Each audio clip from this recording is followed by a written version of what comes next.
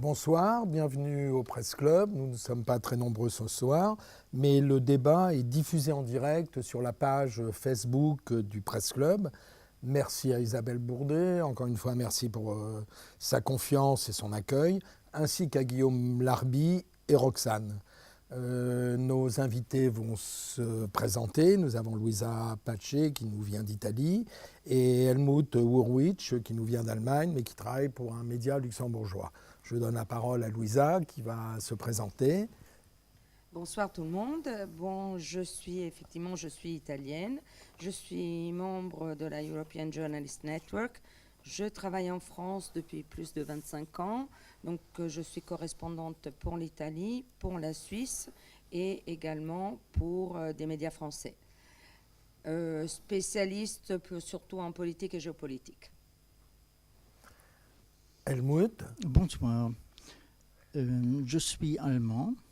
Je travaille pour des médias luxembourgeois, pour le Tageblatt, plus le site internet tageblatt.lu, en langue allemande. Le Luxembourg, c'est un petit pays de 600 000 habitants actuellement. On sait déjà que d'ici 20 ans, ça sera 1 million. Le Luxembourg est aussi le pays où habitent 45 000 Français et où tous les jours, 90 000 Lorrains viennent pour travailler en tant que transfrontaliers. Le Luxembourg n'est pas, contrairement à ce qu'on pense, un paradis fiscal, parce qu'il y a moins de banques actuellement, il y a seulement 24% du PIB encore qui sont faites par la finance. Ça suffit, je pense, pour le début. Merci Helmut. Alors, notre président Emmanuel Macron est omniprésent ces dernières semaines, et en particulier ces tout derniers jours, sur la scène internationale. Alors, première question à Luisa Pace. Pensez-vous que notre président Emmanuel Macron est devenu le leader de l'Europe ? Le leader de l'Europe, c'est beaucoup dire. Disons que, d'après ce que je vois, on en tirera les sommes par la suite. D'après ce que je vois, c'est plutôt une volonté de redonner peut-être à la France un rôle diplomatique comme elle avait d'antan, et redorer aussi une certaine image de la France qui a été gâchée par les dernières présidentielles qui ont fait bien rigoler beaucoup de pays européens. Et il faut bien que quelqu'un essaye de remettre dans une certaine ligne les pays européens. Maintenant, je trouve que c'est un exercice très difficile. Donc, je le jugerai sur le long terme parce qu'il y a eu beaucoup d'erreurs européennes, y compris le fait de pouvoir imaginer, on a construit l'Europe économique avant l'Europe politique et on n'a pas calculé le danger de faire rentrer autant de pays et si rapidement dans le cercle européen. La tâche est très difficile. Leader, je dirais pas encore, non. Helmut, vu d'Allemagne, donc du Luxembourg aussi, est-ce que selon vous l'équilibre européen est en danger du fait de l'instabilité politique de l'Allemagne, avec les difficultés que l'on connaît pour Angela Merkel de constituer son gouvernement de coalition ? D'abord, Emmanuel Macron n'est pas un leader européen parce que l'Europe ne supporte pas un leader. L'Europe, c'est une unité, si on veut, de 27 pays, avec chaque pays à sa propre identité. Et cette Europe-là peut trouver des accords sur certains sujets, mais peut pas accepter un leader. Madame Merkel a vu ça au moment où la France était très faible sous le président Hollande. Maintenant, Emmanuel Macron prend la situation un tout petit peu en main parce que les Allemands ne sont pas encore là. Les Allemands ne sont pas encore là, mais ça ne veut pas dire que les Allemands ne reviennent. On a vu ça avec le discours de Madame Merkel à Davos, qui était très clair, très précis, qui décrivait clairement ce qu'elle veut faire, ce qu'elle compte faire, ce qui sera possible. L'Allemagne n'est pas faible, pas du tout. Au contraire, les deux partis politiques, les chrétiens-démocrates et les sociaux-démocrates, ont trouvé un accord. Vous pouvez être sûr que sur cet accord-là, la politique allemande va se faire. Et il faut voir une chose, l'Allemagne a une administration qui tient, c'est-à-dire alors, malgré les quelques mois depuis le mois de septembre de l'année dernière, ce pays fonctionne. Et ce pays est présent en Europe et ce pays a un gouvernement qui fait des affaires. Hein, ce sont des gestionnaires actuellement, mais qui ont un parlement qui fonctionne.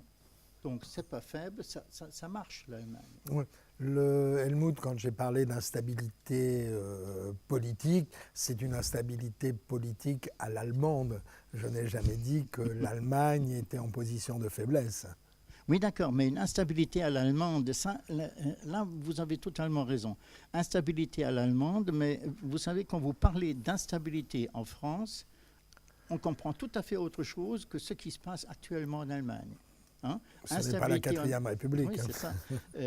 Instabilité à l'allemande veut carrément dire on cherche actuellement un gouvernement.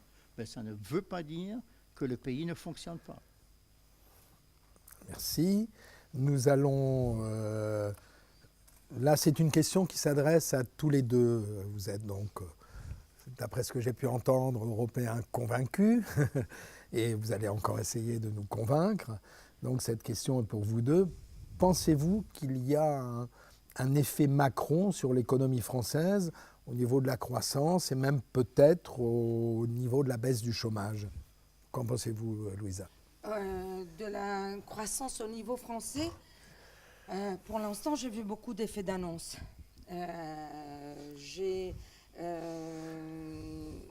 Hélas, je ne vois pas encore des effets sur la croissance. Si croissance il y a, si c'est des 0,001, donc il est vrai qu'un retour d'une France plus costaud au niveau industriel, ça serait très intéressant pour les échanges avec l'Allemagne, avec l'Italie, avec l'Espagne, mais c'est toujours très compliqué. On a vu certains problèmes avec par exemple Fincantieri, que personne ne la voulait parce que un secours, elle va prendre un fleuron de l'État français. Donc oui, moi j'étais une Européenne convaincue, je veux le rester. Et en même Mais j'ai temps, plutôt l'impression, excusez-moi, que vous êtes plutôt Macron-sceptique. Je suis Macron-sceptique, c'est vrai. Alors vous pourriez l'approfondir un peu? Pas moi. Je ne suis pas Macron-sceptique, pas du tout. Stop. Je ne suis pas Macron-sceptique du tout parce que on sait très bien, 50% dans l'économie, c'est de la psychologie. Et ce que fait Macron, c'est libérer tout ce que vous aviez emprisonné dans les 30, 40 dernières années. Vous savez, alors là, il parle tout le temps. Alors là, c'est votre liberté, c'est votre engagement et c'est votre investissement, etc., etc. Il a appris quelque chose dans les discussions avec, on peut presque dire son ami Gabriel, l'ancien ministre de l'économie, lorsque Macron était ministre de l'économie. Macron lui a dit, alors là, moi, je suis prêt à économiser 50 milliards et toi, tu investis 50 milliards. Et Gabriel lui a dit, mais oui, d'accord, mais ces 50 milliards ne viennent pas du gouvernement. Ça sera l'industrie, ça sera l'économie allemande qui investira. Si vous écoutez Macron aujourd'hui, il fait l'appel à la société civile, il fait l'appel à l'économie, aux entreprises, aux organismes, etc. Oui, il a constitué son gouvernement en sorte, bien sûr. Et il doit le faire parce que la France n'a pas d'argent. La France ne pourrait jamais investir. Ce sont les entreprises qui doivent investir. Seulement avec l'apport des entreprises, Macron peut réussir. C'est pour ça qu'il est tellement pressant sur les entreprises. Si vous avez Davos, par exemple, hein, où il a dit investissez, investissez, investissez. Sans vous, ça ne marche pas. C'est ça son truc. Et avec ce truc-là, si, disons, l'économie française comprend ce qu'il veut dire, il va réussir. Louisa, Excuse-moi.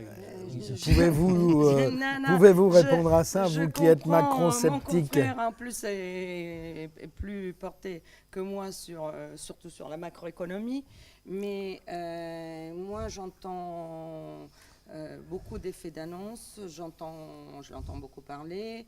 Il est vrai qu'il faut donner un nouvel essor à l'industrie. Mais je ne vois pas qu'est-ce qu'il a mis en place vraiment pour relancer la France. Sans compter qu'il y a un gros malentendu actuellement. Je pense qu'il résonne à juste titre, quand il résonne un économiste, je parle le Macron économiste, il a plusieurs casquettes, il a totalement oublié la classe moyenne et basse. Et moi, je suis désolée, je suis pourtant pas, j'ai pas un parti pris politique, donc je parle de manière neutre. Mais commencer par le bas. En tant qu'Européenne, vous pensez qu'il a sacrifié une grosse partie de la population? Si. Non, clairement. pas du tout. Pas du tout. En faisant du terrain, en ayant pas dans des banlieues, comme ça c'est un autre sujet, mais en ayant, il suffit de pousser la porte de la CAF, aller dans des centres sociaux où on voit des gens qui étaient parler avec les gens, faire du terrain, ce que les journalistes hélas ne font presque plus, mais et il suffit de voir combien de gens étaient de milieux moyens aisés et comment ils sont tombés très bas et très rapidement. Et cette partie-là n'est pas écoutée. Non, mais Helmut, oui. vous n'êtes pas d'accord avec elle? Pas du tout. Vous savez, je vais payer la taxe d'habitation aussi. Hein. Ça va continuer. Je figure parmi les 20% où je paye. Et je pense tout le monde ici figure parmi les 20% qui vont payer. Oui.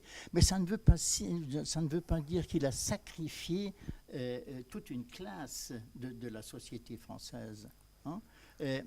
Vous savez, il faut voir qu'il n'a pas les moyens financiers qu'il s'est imaginé pendant la campagne électorale. Hein, la France a très très peu d'argent, a une marge très très petite pour dépenser véritablement de l'argent. Mais vous pensez qu'il n'avait pas de gens compétents autour de lui pour lui expliquer ce qu'était un budget de l'État, alors qu'il a été lui-même le ministre des Finances de la France? C'est tout à fait autre chose. Si je suis dans une campagne électorale où je décris les grandes lignes de la politique, ou si je dois réaliser ça plus tard.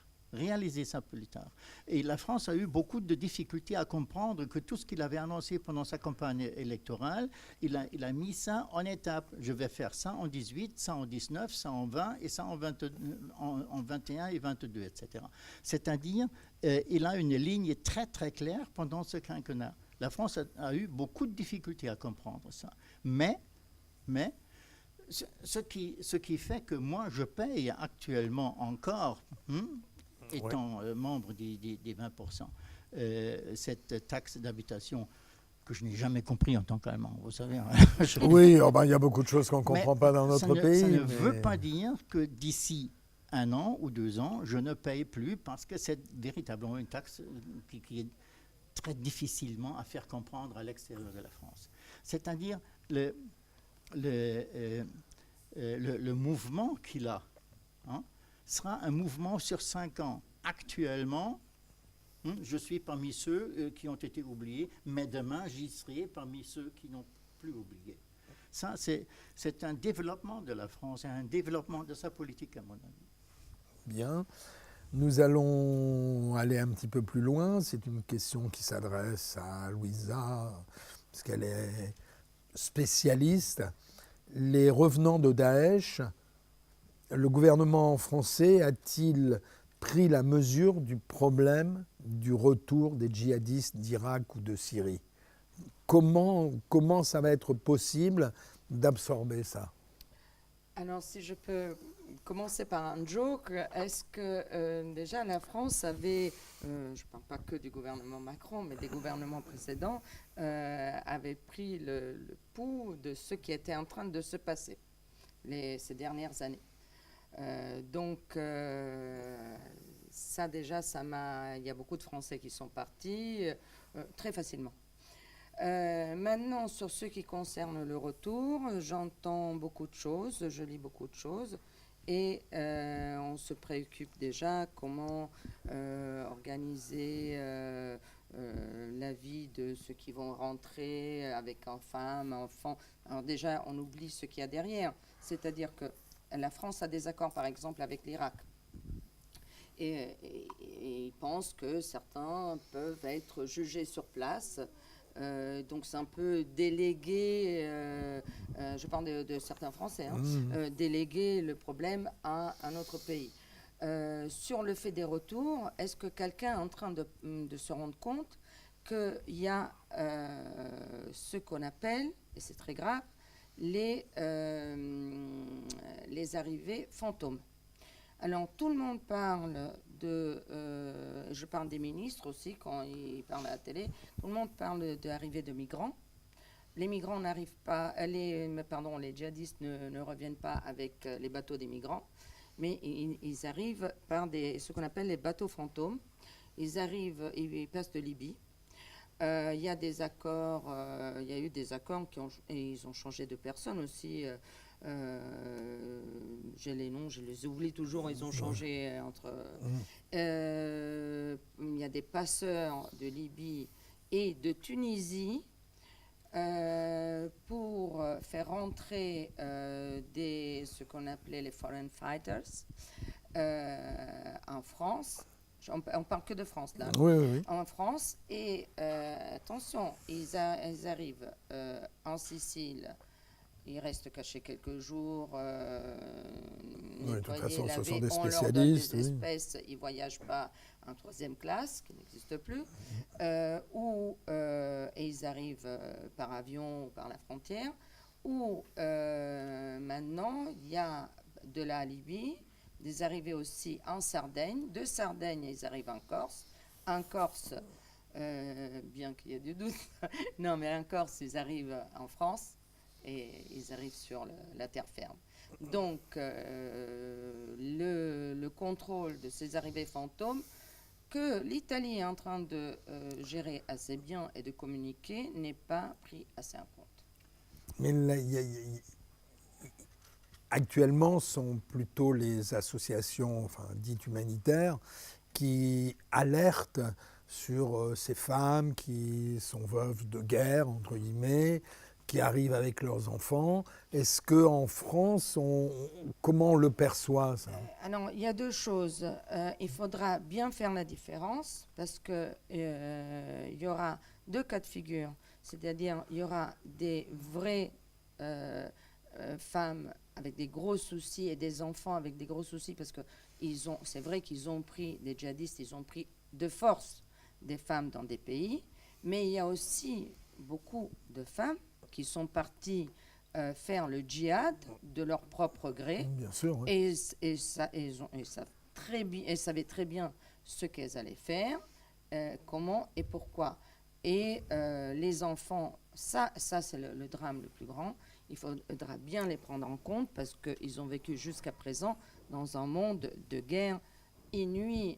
Et de haine, et de haine. Ils ont été élevés... dans une haine terrible. Je n'arrive même pas à imaginer comment on pourra les aider. C'est quelque chose qui serre le cœur. Alors, Helmut, quelle est votre position par rapport à ce problème? C'est un problème européen, oui, mais français. Regardons cette phrase de Emmanuel Macron qu'en Irak,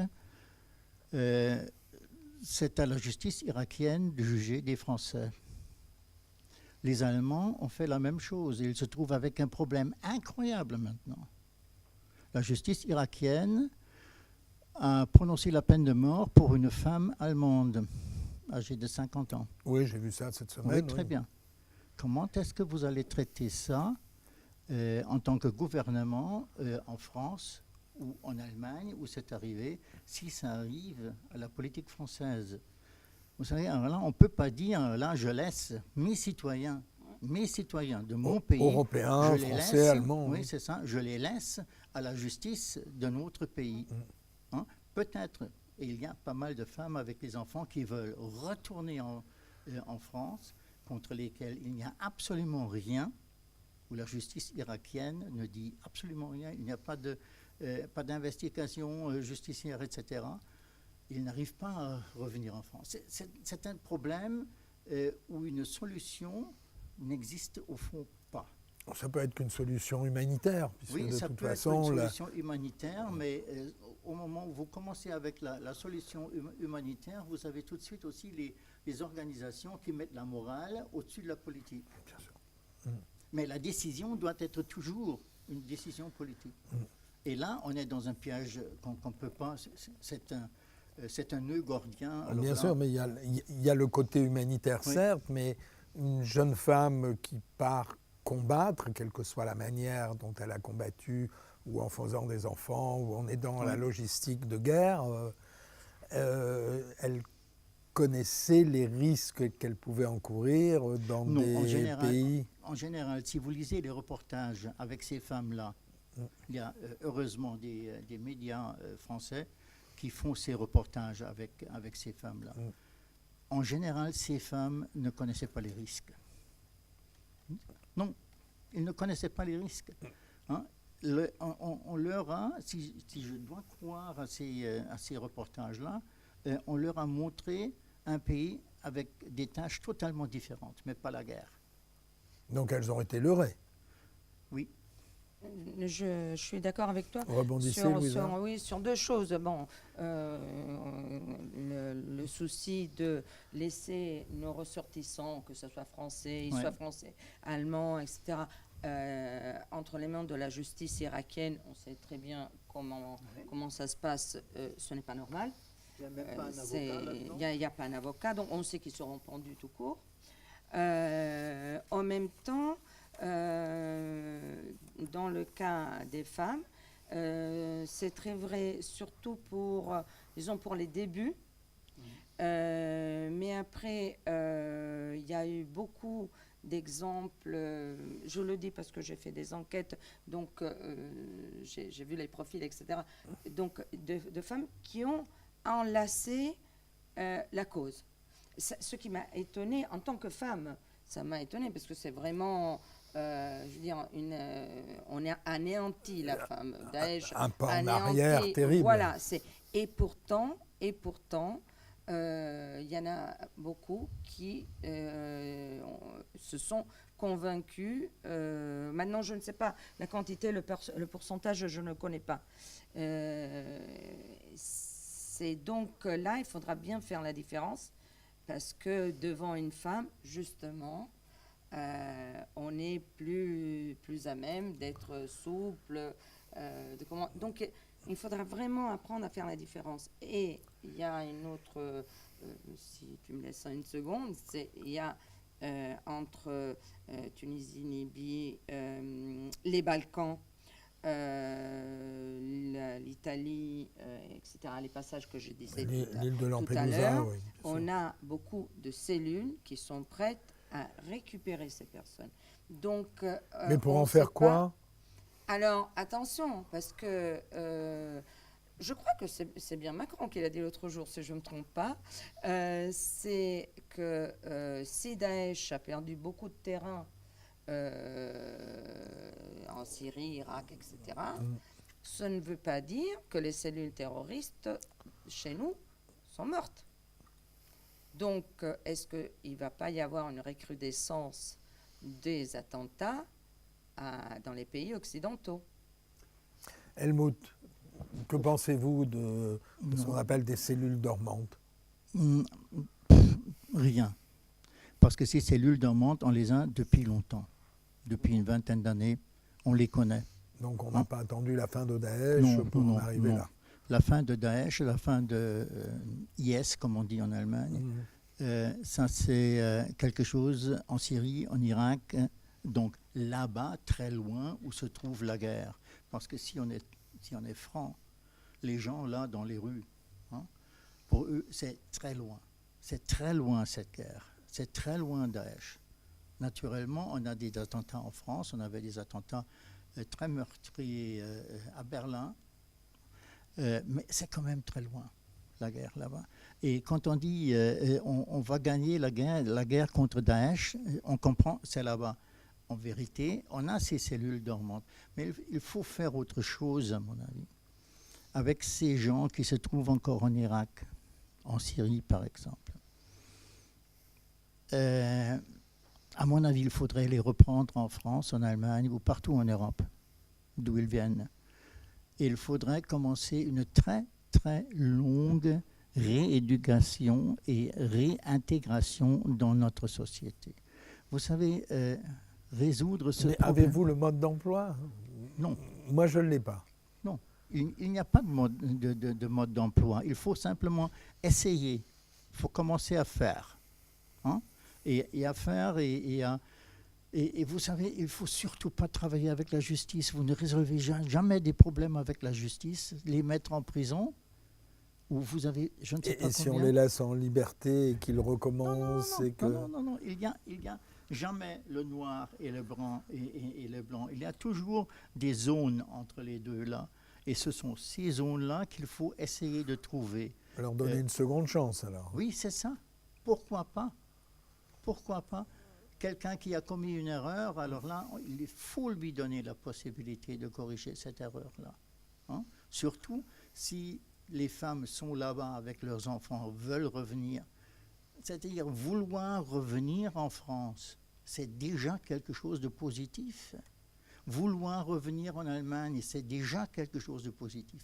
Parce qu'ils se sentent plus en sécurité dans leur culture, dans leur culture d'où ils viennent. C'est normal, quelque part. Oui, et là, on dit, mais vous restez devant la porte, on ne vous vaut plus. Non, c'est pas une solution. Oui, alors c'est la porte de la prison, bien sûr. La prison, il court beaucoup de dangers aussi. C'est vrai d'un côté vouloir revenir dans son pays, mais c'est vrai aussi qu'il court des dangers énormes en restant sur place, que ce soit en Irak, comme on disait tout à l'heure. Maintenant, je ne veux pas jouer la pessimiste ce soir, je ne le suis pas d'habitude, mais sur les centres d'éradicalisation, je suis très perplexe. Il faut vraiment qu'on s'y concentre, parce que les centres d'éradicalisation qui ont été ouverts en France viennent d'être fermés. Ça, c'est une chose. Oui, c'était des échecs, il n'y avait personne. Échec total. Et sur ce qui concerne les prisons, alors là, il faut surtout bien gérer les choses, parce qu'on a bien vu ce qui s'est passé même ces jours-ci. La radicalisation en prison, c'est comme je l'ai dit tout à l'heure, la police carcérale avait donné des alertes. Donc, les remettre en prison selon les critères classiques peut amener à une exaspération. Donc, mais il faut dire que la radicalisation, c'est un vrai lavage de cerveau. Donc, comment on fait? Alors là, la réponse est difficile, très difficile. C'est pas les convaincre, tu as fait quelque chose de méchant, tu t'es trompé, voilà, tu fais 2 ans de prison, tu ressors. Voilà, ils étaient armés. Helmut, une solution? Donc, comme j'ai dit tout à l'heure, d'être armé en Syrie, d'être armé en Irak, pensons un tout petit peu à la situation dans laquelle ces gens-là ont vécu. On ne pouvait pas vivre sans armes là-bas. C'était la vie normale. Et c'est ce qu'il faut voir. C'est-à-dire dire à une femme, vous étiez armée, vous avez peut-être alors tiré, et ça, chez nous, c'est puni par la prison. Alors là, on n'arrive pas. Non, franchement, là, on n'y arrive pas. On ferme la porte tout de suite. Et ces gens-là, restent dans un pays où ils seront peut-être mis devant la justice, et une justice qui n'est pas une justice d'après nos normes. Elles ne correspondent pas aux normes européennes, évidemment. Oui, naturellement. Donc on les laisse là, dans un no man's land, sans aide. Et est-ce que nous n'avons pas, je ne sais pas, le devoir d'essayer de les reprendre et d'en faire encore quelque chose de positif dans notre situation? Je suis peut-être un peu naïf là-dedans. Moi, je vous trouve vraiment optimiste, Helmut, parce que eux-mêmes, quand ils font des déclarations sur les réseaux sociaux, ils affichent sincèrement la manière dont ils appréhendent le pays dans lequel ils sont nés, la France, l'Allemagne pour certains, et ils n'ont pas forcément envie de faire du bien à ces pays-là quand même. Oui, c'est ça. Est-ce que vous vous souvenez de l'appel, je me souviens plus si c'était l'année dernière ou il y a 2 ans, une des vidéos qui était sortie de Daesh, il y avait, où Daesh avait perdu beaucoup de soldats. Et il y avait eu un appel aux sympathisants de Daesh: ne venez pas nous rejoindre, arrêtez de nous rejoindre, on perd du terrain ici, restez là-bas et visez là-bas. C'est donc... oui, le message était clair, bien sûr. Il y a eu tellement d'appels. Alors maintenant, il ne faut pas oublier une chose, qu'on a eu une longue période où les appels étaient faits par Twitter, Facebook, les comptes ont été fermés, ils sont passés dans le dark web avec des comptes oignons.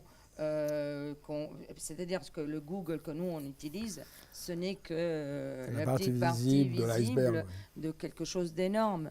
Et ils ont commencé à communiquer entre eux pour les pister. Je pense que c'est très dur, sans compter les lois. Donc, si vous voulez un pistin, vous risquez de vous retrouver, vous, en prison demain. Ils continuent à monter la pression pour ceux qui restent là. Donc là, il faut donner, je pense, la solution que je vois, c'est qu'il faut les trouver vite et il faut donner le plus possible d'espace au service. Mais avons-nous les moyens, justement, de les trouver? Alors, il y a une chose, excuse-moi, c'est... Non, il y en a plein qu'on ne connaît pas. Il y a des choses qui sont... Il y a un problème. C'est que il y a le problème de l'intelligence. L'intelligence n'a plus les moyens d'antan parce que ce n'est pas politiquement correct. Les gens ne veulent pas être sur écoute. Les gens, ils ont l'impression que si l'intelligence a plus de moyens... Oui, ça fait un troisième pouvoir. Ça fait un troisième pouvoir. En même temps, ils ne vont pas venir dans votre cave, je ne sais pas. Bon, j'ai pas de cave. Et donc, il faut absolument redonner plus de moyens et surtout qu'il y ait une communication entre l'intelligence des différents pays. Et ça, il y a des gros problèmes pour avoir sur le papier, il y en a normalement. Sur le papier, oui. Sur le papier. Mais sur le terrain, non. C'est plus difficile. Mais stop. Ils travaillent naturellement ensemble parce que, soyons très clairs, les Français sont très forts là-dedans. Il y a 2 ou 3 indications envers les Allemands qui ont permis aux Allemands de défaire une cellule, par exemple, venant de la France. Et il y a une coopération là-dedans. Alors là, vous savez, il y a beaucoup de choses qui ne se voient pas. Quelque part, tant mieux. Oui, mais qui fonctionnent, Et revenons un tout petit peu sur l'Europe, vous savez. Alors, ce que nous voyons en Europe, c'est une surface artificielle. En fin de compte, en dessous de cette surface, il y a par exemple les services secrets qui coopèrent très bien. Il y a les polices qui coopèrent très bien. D'ailleurs, au Luxembourg, vous avez une unité européenne des polices qui s'informe sur cette par cette plateforme. Mais il y a Europol, non, qui existe quelque part à naturellement. Strasbourg ou à Lyon, je crois. Oui, à Lyon. mais vous avez aussi cette unité-là où les polices s'informent mutuellement sur ce qui se passe. Et il y a beaucoup de choses à l'intérieur de l'Europe qui se passent. Regardez, les gouvernements allemands et français travaillent si étroitement ensemble qu'ils ont des fonctionnaires mutuellement dans les ministères pour s'informer, etc. Ce qui ne m'a même pas étonné, c'était le discours, par exemple, du président de l'Assemblée nationale en allemand devant le Bundestag. Parce qu'il y a une tranche d'âge dans les deux pays qui sont tellement intégrés par l'Office de la jeunesse franco-allemande, par exemple, qui sont tellement intégrés qu'ils parlent la langue.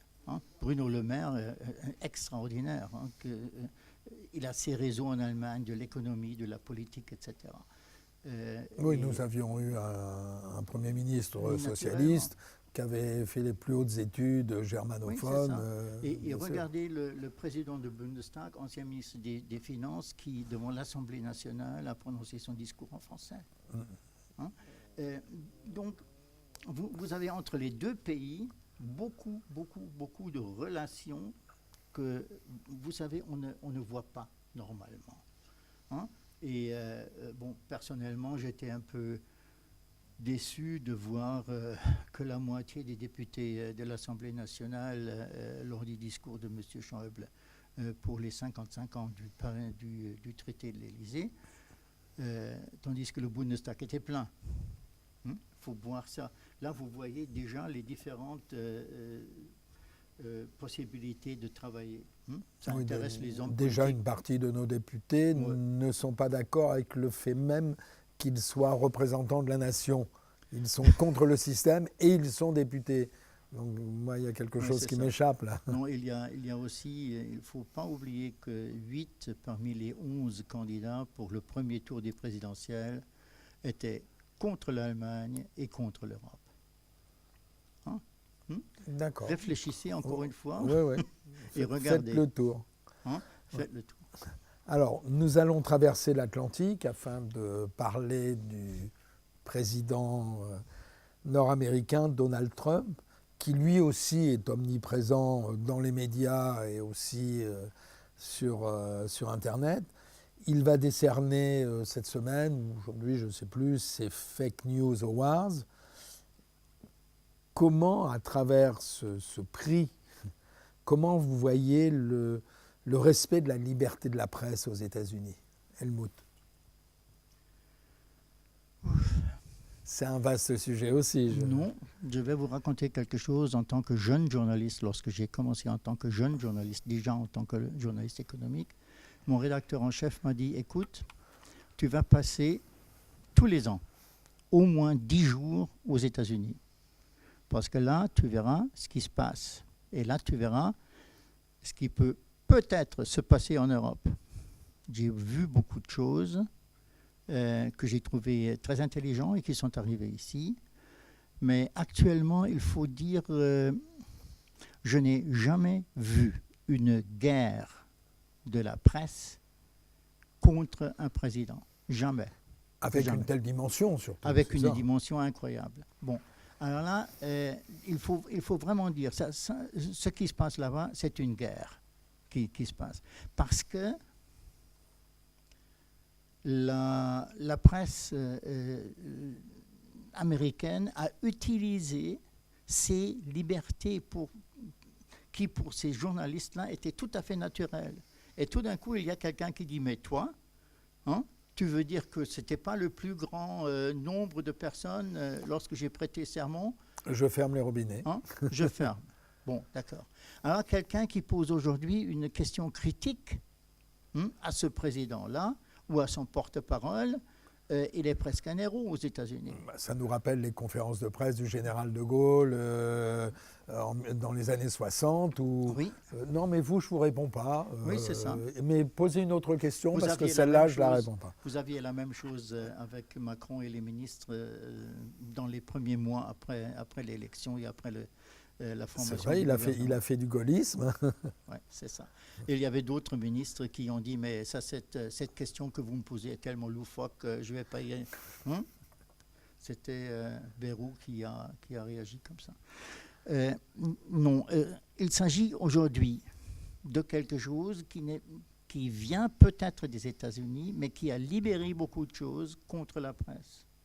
C'est-à-dire, vous avez la même chose en Hongrie, en Europe. Vous avez la même chose en Pologne, par exemple.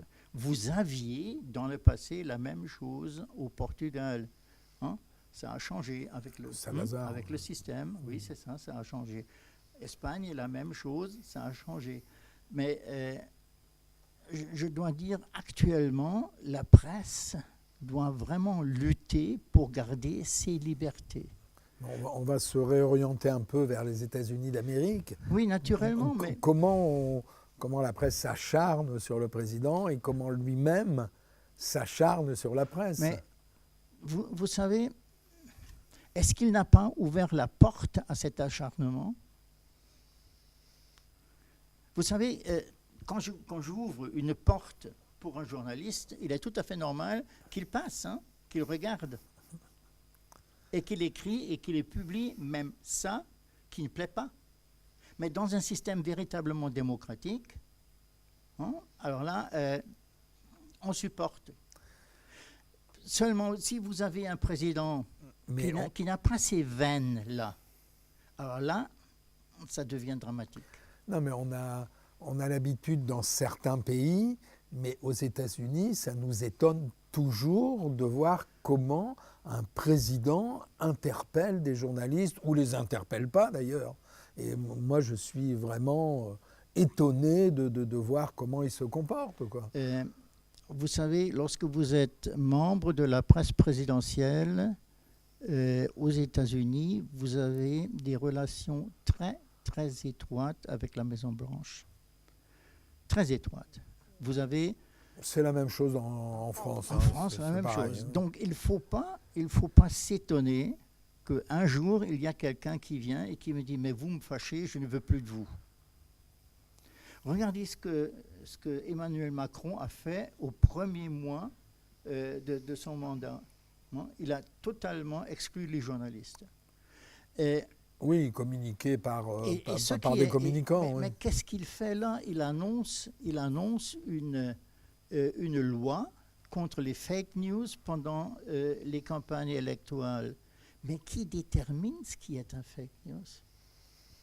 Qui détermine ça? Nous, les journalistes, nous savons très bien pour vérifier notre travail Okay. de journaliste, c'est vérifier les Mais informations. si vous mettez un fonctionnaire à l'Élysée ou je ne sais pas, qui dit tout d'un coup tac, tac, tac, tac, tac, vous êtes tout de suite dans la censure.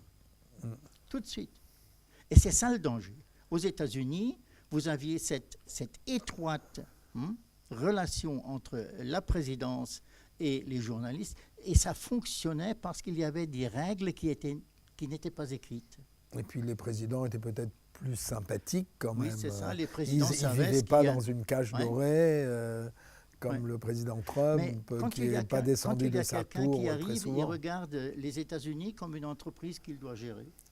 Alors là, plus rien ne fonctionne. Plus rien ne fonctionne. Et c'est ça la situation. C'est ça la situation. Ce qui m'inquiète en France, c'est cette idée d'un président de faire une loi contre les fake news. Et là, je me demande, mais... De toute façon, c'est incontrôlable. Il va falloir trop de fonctionnaires pour le faire. Mais là, il commence à contrôler la presse. Eh oui. Louisa, on ne va pas parler spécialement des fake news. On va revenir à la liberté de la presse aux États-Unis et la liberté de la presse en général. Comment vous percevez ça, vous, dans la presse italienne? Du point de vue de la presse italienne, Bon, du point de vue de la presse italienne, nous, en Italie, il y a pas mal de problèmes. Les mêmes qu'en France. Hein. On est pratiquement... Les cousins. Oui, on est des groupes il y a de journaux qui sont entre les mains des mêmes groupes. Donc, on a des gros soucis. Il n'y a pas d'échange. Il y a des bons qui sont sans travail. Puis il y a... Non, ça remonte encore à l'époque Berlusconi, l'époque de la liberté. Moi, j'ai eu un journal qui a fermé, qui n'était ni pour Berlusconi, ni contre, mais on était trop libre. Et on s'est retrouvé avec la rédaction complètement vide, et ça n'a jamais été jugé. Donc, sur la liberté de presse, on est assez loin. La France aussi, hein. Et concernant, si je peux revenir à notre Donald préféré, Oui. y a une Déjà là, non, on je sourit. préfère Donald Duck. Mais je viens à une chose, c'est que il ne faut pas oublier que c'est vrai, justement ce que tu disais, que le rapport entre la presse américaine et le président. Je dis le président parce qu'on parle toujours de l'Amérique, mais combien d'États il y a. Bien sûr. Mais dans le temps, au bon vieux temps, il y a eu des scandales. Nixon, voyons ça. Bien voilà, sûr. on a eu... et avant, il y a eu le Pentagon Gate aussi. Oui, le film qui est sorti hier. Voilà, sûr, qui oui. est pas mal. Bon. Et donc, dans tout ça, Donald Trump a utilisé la presse, qui est tombé dans certains panneaux, parce que parfois, il valait mieux ne pas répéter ce que lui, il avait envie que la presse relance. Il a utilisé les Twitter, il a su très bien utiliser les social media. Et donc, cette loi, je ne vois pas comment elle peut être appliquée, parce que, comment faire un fake, comment découvrir un fake. On devrait passer le temps comme ça. Qui le fera? Parce que nous, en tant que journalistes, on a l'obligation de le faire. Bien sûr. Contrôle des sources. Mais qui sera à même de le faire? Et puis, il y a une chose qui m'a un peu gênée dans tout ça, c'est qu'il a eu les félicitations de Erdogan, de l'Iran, des grands démocrates. de Poutine. Ben Il y a je lisais justement, c'était hier, c'est Reporters sans frontières qui a lancé un hashtag Bravo Donald, avec, très ironique, avec les photos de plusieurs, ils les appellent, je crois, les prédateurs de la presse, plusieurs dictateurs qui le suivent dans ce mouvement. Donc, d'où le hashtag Bravo Donald. C'est assez inquiétant. Bien sûr. Voilà. Non, c'est pas inquiétant. Là, les journalistes ripostent à ce qu'il fait. Vous savez? Et je dis toujours, vous savez, le journaliste économique est en train de s'occuper de quelque chose qui est très intéressant, parce qu'on dit toujours un journaliste qui publie les affaires d'une entreprise, qui regarde donc à l'intérieur, par exemple. Alors là, ça devient dangereux, naturellement. Ça devient dangereux. Donc, on avait en France cette idée-là d'inclure un passage dans une loi pour interdire ça aux journalistes. Donc, pour les criminaliser carrément, s'ils font ça. En Europe, on avait le même principe. Le même principe. On garde le secret de l'affaire pour l'entreprise. Si vous faites ça, vous limitez déjà le journalisme. Vous le ligotez, parce que qu'est-ce que je fais? Quand je suis devant la porte en tant que journaliste, je décris ce qui se passe devant la porte. S'il y a quelqu'un qui sort pour aller aux toilettes, etc., et j'essaie de lui faire sortir une phrase ou deux, etc. Quand on m'ouvre la porte pendant quelques 10 cm, 20 cm, Vous mettez le pied, le reste Je suit. mets le pied et je vois ce qui se passe, j'entends peut-être ce qui se passe. Et c'est mon job d'écrire en ce moment-là. C'est mon job. Mon job, vous savez, dans une conférence de presse, n'est pas de poser des questions polies. N'est pas, non? Vous savez, quand il y a quelqu'un qui dit « je fais une conférence de presse », il ne doit pas s'étonner qu'il a des questions qui demandent, redemandent, etc., qui veulent savoir. Hein? Donc, il s'expose aux questions des journalistes. Je pense qu'il faut recommencer à revoir tout ça quand on parle de ces fake news, etc. Mon journal sur l'Internet se permet actuellement une petite blague. Le Tageblatt.lu ou le Tageblatt sont des médias pour des fakes avec un trait, donc barré, news. Hein? D'accord. Donc on se permet actuellement cette petite blague là-dedans. Non, moi, ce qui m'effraie, c'est la vitesse de propagation des fausses nouvelles. Moi, je suis tellement surpris, je dis, mais je me souviens d'avoir juste vérifié en appelant une caserne de pompiers ou un commissariat de police. Non. Ça s'est passé. Voilà, là maintenant, c'est hop, fake news. Madame Hillary Clinton est un homme.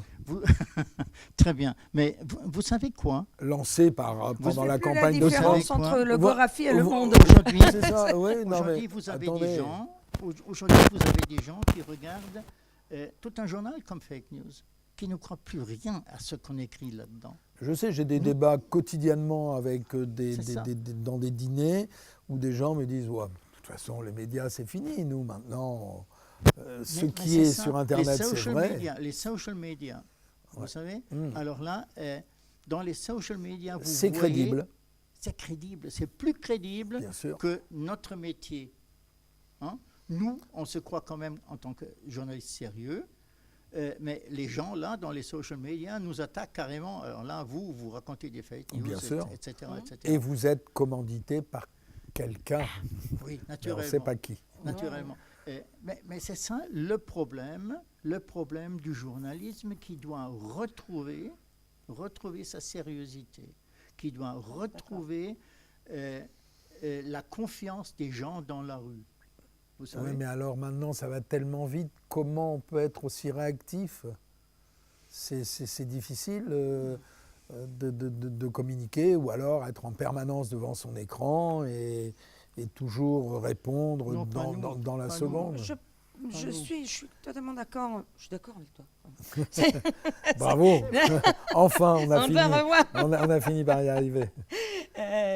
Mais non, il y a aussi une chose. Voyons qui sont les propriétaires des... Tu seras d'accord avec moi. Qui sont les propriétaires des journaux? Voyons les rédactions. Voyons que quand on propose, parce qu'il y a des journalistes freelance, il y a des journalistes en interne, etc. Voyons quand on propose une enquête en journal, plutôt en média en général, que ça soit accepté, que ça soit lu, que ça soit étudié. On peut nous dire non ou oui, mais revenons à la discussion entre nous. J'ai l'impression que entre journalistes, et ça c'est un grand problème, on est très peu à se parler encore. Louisa, J'ai formé pas mal de journalistes dans ma vie active. Quand j'ai donné un sujet à un jeune journaliste, il m'a donné la réponse tout de suite. Il m'a dit, mais si je travaille comme ça, alors là, je sais très bien ce qui va sortir de ça. Et j'ai toujours leur fait comprendre que ça, c'est pas la bonne recherche. Quand j'ai un problème devant moi, je fais des recherches avec un but ouvert. Hein? Je ne sais pas ce qui va véritablement sortir de ce sujet-là. Il se peut très bien qu'il sorte ce que je suppose, mais il se peut très bien qu'il sorte quelque chose de tout à fait différent.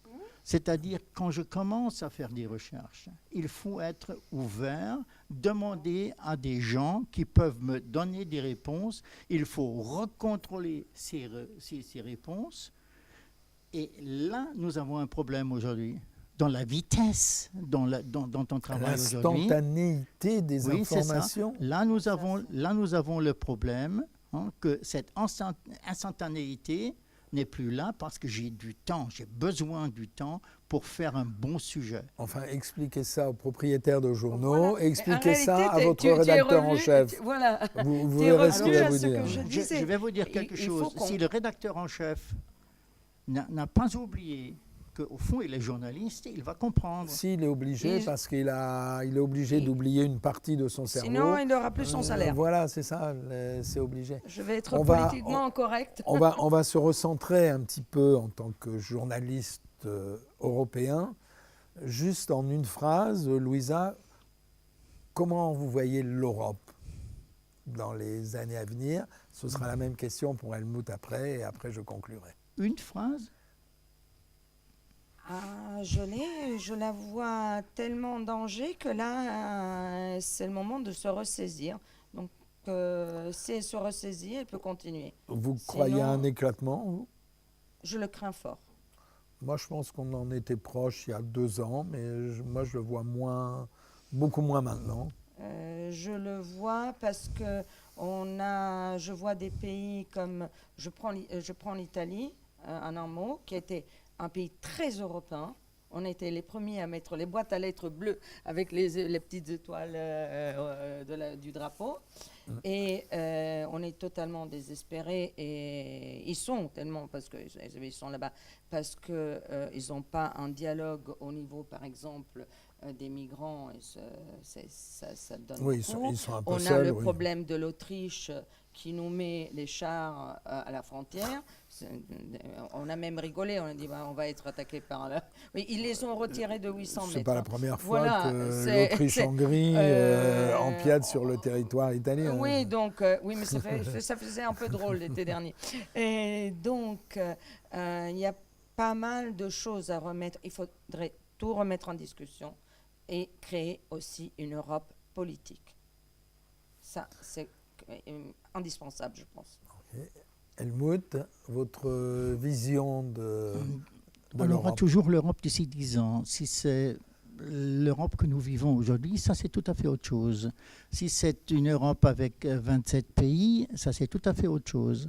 Mais ce qui est très important et ce que j'ai cru comprendre dans les 2 discours de Mme Merkel et de M. Macron, on aura d'ici 10 ans toujours une Europe où vous avez l'Allemagne et la France qui veulent avoir une Europe qui coopère, qui veulent avoir une Europe où les hommes et les femmes, celles et ceux, comme M. Macron dit toujours, en profitent, peuvent bouger librement, par exemple. Hein? On aura une Europe où l'économie travaillera certainement beaucoup plus étroitement qu'aujourd'hui. Regardez Fincantieri avec STX, regardez Siemens avec Alstom. On avait naturellement en France, avec Siemens, Alstom, on avait ces phrases-là anti-allemandes, etc. Oubliez tout ça. Ce sont les gens d'hier. Franchement, ce sont les gens d'hier.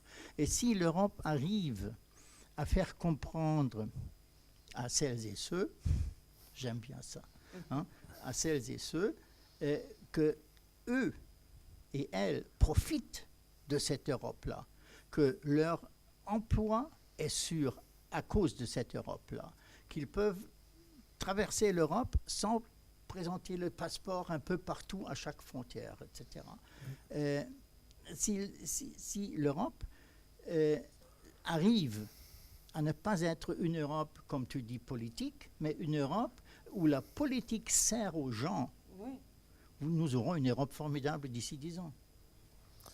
Merci. Bon, je voudrais vous remercier et je vous souhaite une bonne soirée et puis à très bientôt.